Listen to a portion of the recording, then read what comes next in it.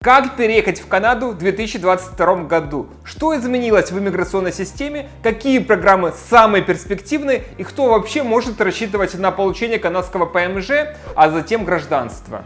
В 2021 году 401 тысяча человек получили ПМЖ в Канаде. Но в 2022 году их будет еще больше – 411 тысяч человек.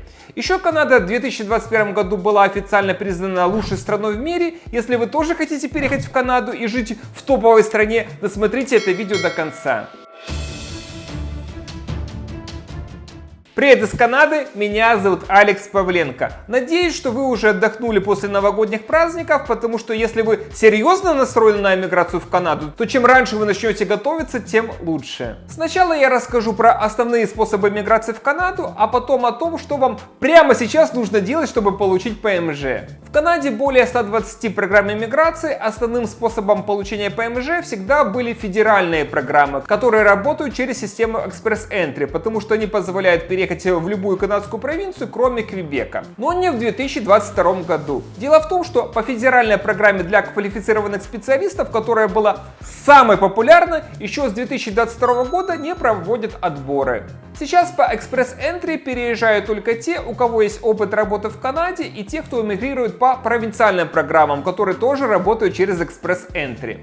Поэтому я бы не стал надеяться на то, что программа для квалифицированных специалистов снова откроется, а искал бы другие варианты. К тому же в Express Entry обычно шансы есть только у молодых квалифицированных кандидатов с высоким английским.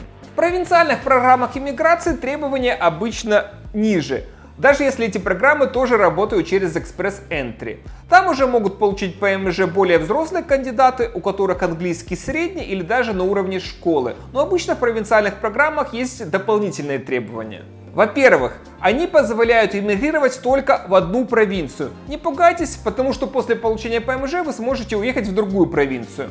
И во-вторых, с помощью провинциальных программ регионы Канады привлекают тех иммигрантов, которые им нужны.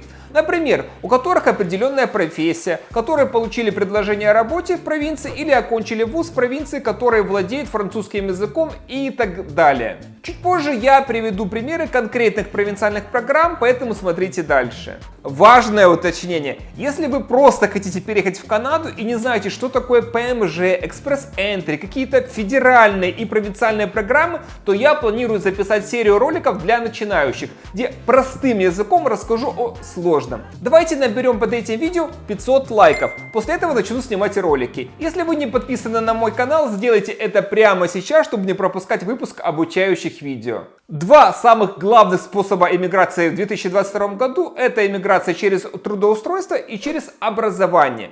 Канадская система иммиграции постепенно движется к тому, чтобы привлекать только тех людей, которые будут востребованы на рынке труда. Объясню, почему так. Проблема Express Entry была в том, что там звали людей с квалифицированными профессиями, свободным английским и образованием магистра. Но потом эти люди просто не могли найти работу. Представьте, что вы как раз такой молодой и образованный кандидат, но работаете в России бухгалтером. Ваши знания о том, как вести бухгалтерию в России, в Канаде абсолютно бесполезны. И в итоге вы либо пойдете переучиваться, либо будете искать низкоквалифицированную работу, которая не требует образования. Если же вы поступили в канадский вуз и отучились на бухгалтера, то потом легко трудоустроитесь. Или если у вас востребованная в Канаде профессия, по которой переучиваться не нужно, и вы найдете работодателя еще до переезда, то эмигрируете и сразу начнете работать, а не будете тратить время и деньги, которые вы привезли с собой. Теперь приведу примеры. Если вы готовы искать в Канаде работу, то можете претендовать на огромное количество программ иммиграции.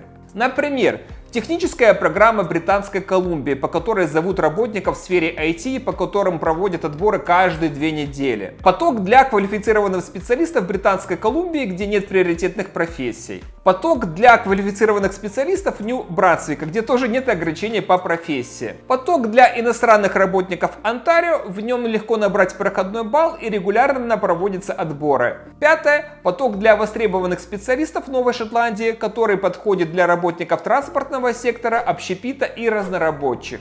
Пилотный поток Saskatchewan для востребованных специалистов, там большой список подходящих рабочих профессий. Я думаю, что это будет один из самых популярных вариантов в 2022 году. И пилотная программа иммиграции в сельские и северные районы, по которой нужно найти работу в одном из 11 сельских городов. Атлантическая программа иммиграции, которая пользуется огромным способом и позволяет переехать в одну из 4 атлантических провинций. Это далеко не все программы, их намного больше. Если вы получите предложение о работе и прилетите в Канаду по рабочей визе, то через какое-то время для вас откроется еще больше программ, так как у вас будет канадский опыт работы. Например, по федеральной программе с опытом работы нужен 1 год опыта в Канаде, по некоторым программам 2 года, по другим несколько месяцев. Главная сложность иммиграции через трудоустройство – это найти работу. Канадский рынок труда закрыт, и работодателю для найма иностранцев нужно оформить LMIA, то есть доказать правительству, что он не нашел на свою вакансию гражданина или резидента Канады.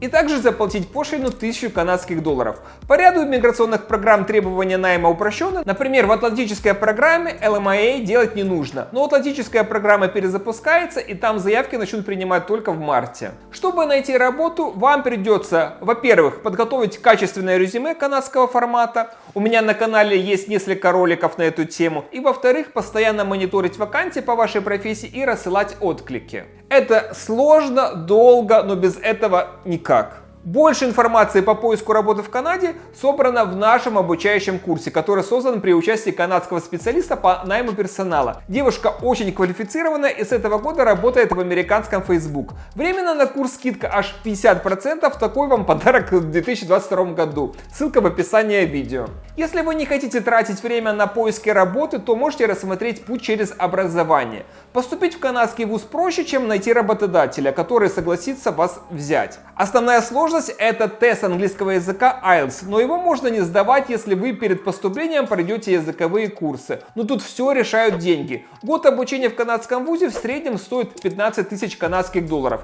Еще 10 тысяч долларов нужно взять с собой на проживание. После обучения для вас, опять же, откроется большое количество миграционных программ. И плюс вы получите разрешение на работу в Канаде и сможете наработать канадский опыт. Тут тоже есть некоторые моменты. Например, нужно подбирать не самый дешевый колледж и не любую понравившуюся программу, а ту, которая связана с вашим образованием или вашей работой. Если нужна помощь с поступлением и оформлением виз, обращайтесь в нашу иммиграционную компанию. Что же вам нужно сделать сейчас, чтобы в 2022 году эмигрировать в Канаду? В первую очередь начинайте учить как минимум английский язык. Почти во всех программах есть требования к уровню языка, и чем выше он будет, тем выше ваши шансы на приглашение. Если же вы знаете 2 языка, английский и французский, то во многих программах вам дадут дополнительные баллы. Есть несколько способов переехать в Канаду без языка, но вы должны понимать, что не сможете там нормально жить и работать, если вы вообще не говорите на английском. Наша иммиграционная компания является партнером канадской языковой школы, где можно учиться онлайн. Для записи на занятия напишите нам на почту. Кстати, если вы переедете с супругом или супругой, то ваш партнер может помочь вам набрать больше баллов, если тоже выучит язык. Второе.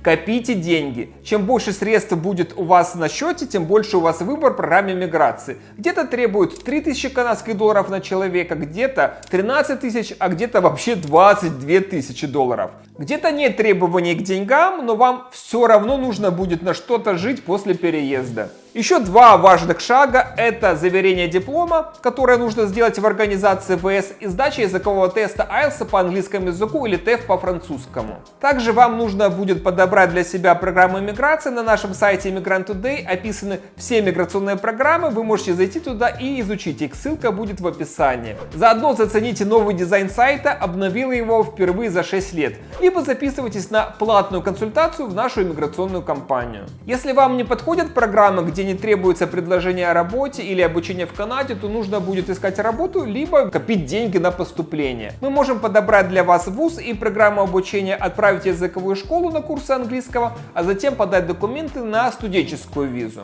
В скором времени я планирую выпустить интервью с одним из наших клиентов, который учится в колледже в центре Торонто. Этот колледж, кстати, сейчас предлагает скидку аж 6000 канадских долларов, если начинать учебу в мае или сентябре, а также 12 недель без бесплатного английского. А вот работу вам придется искать самостоятельно. Мы не оказываем услуги по трудоустройству. Когда получите предложение о работе, то обращайтесь для оформления остальных документов и подачи на визу. И последнее. Наберитесь терпения. Канада не та страна, где все делается быстро. Моя семья ждала рассмотрения документов более 5 лет. Сейчас, конечно, все же не настолько долго, но с 2021 года более миллиона кандидатов, которых уже пригласили в экспресс-энтри, ждут обработки своих заявок. Подведу итог. Два главных способа миграции в Канаду в 2022 году через трудоустройство и через получение канадского образования.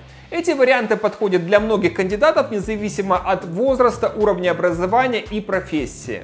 Я советую как можно раньше начать учить язык и копить деньги на переезд. Переходите по ссылке в описании и проходите бесплатную оценку ваших шансов на иммиграцию. Если шансы хорошие или отличные, то изучайте иммиграционные программы на нашем сайте или записывайтесь на консультацию. Если же шансы слабые, то подтягивайте язык, копите деньги и пробуйте искать работу в Канаде. Если ролик был полезным, поддержите его лайком и комментарием. Подписывайтесь на канал и дергайте колокол, чтобы не пропускать выпуск новых видео. До встречи в Канаде!